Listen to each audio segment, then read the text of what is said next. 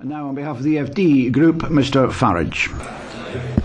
Thank you. I want to begin today on a happy note to remember that it is 20 years ago this very week that the United Kingdom, having been signed up by the Conservative government to the exchange rate mechanism, broke out of the exchange rate mechanism. It was a great liberation for us, and of course, once having been bitten, we didn't join the euro project, thank goodness.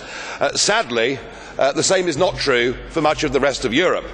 And I thought, through the last 18 months or so, that the economic logic of why Britain left the ERM would apply, particularly to those Mediterranean countries, and I foresaw that actually those countries would leave the Eurozone, probably with Greece leaving this year.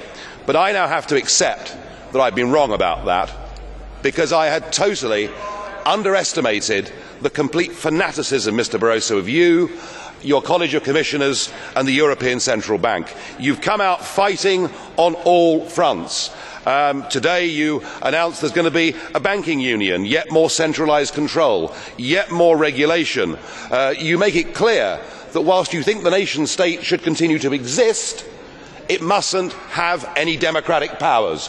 All democracy is to be vested here under what you call the community method, which of course means that your unelected commission has the sole right to present that legislation. So I don't believe you when you say that, and I find the tone of much of what has been said and done over the last few days really very worrying. Mario Draghi, now known by some that believe in the euro as Super Mario, well, he showed us his big bazooka the other day. He upped the stakes, and he told us, and it's to me an odd concept, that he had unlimited money. Now, I don't think money grows on trees, and I think that money is limited to what the German, Dutch and Finnish taxpayers are prepared to put in. But he's made it clear his intention. He will fight to the last German taxpayer to keep the Mediterranean countries that should never have joined the euro in there. And you've got, of course, the Prime Minister now of Italy, perhaps we ought to call him Monstrous Mario, who made it clear last week that he feared that nation-state democracy could bring down the European Union, and therefore we have to bypass nation-state democracy and pass all the powers here. Your henchman, Olli Rehn, who's here today, I mean, he dares to tell countries when they should and should not have general elections. He's urging Spain to accept a full bailout so that they too are trapped in the euro prison. You know, I have to accept that you now have the whip hand over the citizens of Europe, and I now think that this euro crisis will go on for a whole miserable decade. In the end, you will have to face the reality that even France and Germany cannot survive together in the same economic and monetary union, and certainly with President Hollande reducing retirement ages, upping minimum wages and bringing in a hate tax for the successful, which will see all the entrepreneurs leave France, I'm afraid that gap will get bigger. And I wonder where the hope comes for those that believe in nation-state democracy. Well, we've heard that the German court this morning has decided that the ESM is okay.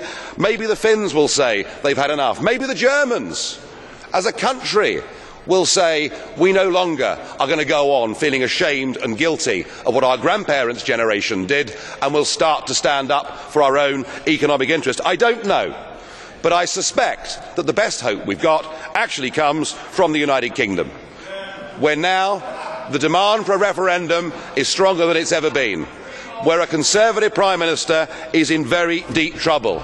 And I think, Mr. Barroso, today the British people hearing you calling for the European Union to become a global power, making it absolutely clear that member states must obey what you tell them, whether they're in the relatively wealthy north or the poorer south. I think those comments, this emerging, creeping Euro dictatorship, is something that will repulse millions of British people, and the only good news I take from today is you've helped to bring that referendum just a little bit closer.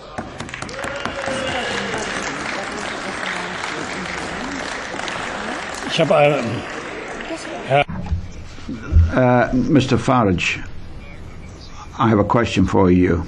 Will you accept it? Mr. Leichtfried. Thank you. President, thank you. Thank you, Mr. Farage. When I was a young member, a long time ago, of course,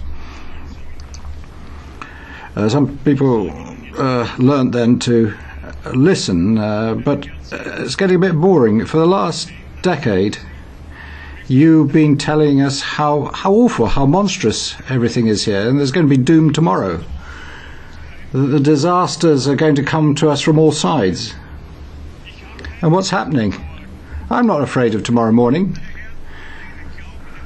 Some people perhaps believe you. Some of the older people perhaps believe what you're saying, but I don't. I mean, think about something new. Say something new. Say something different. Well, I think the point about listening is a very good one. Very good one. You should have listened when the French people voted no to the European Constitution, but you chose to ignore them.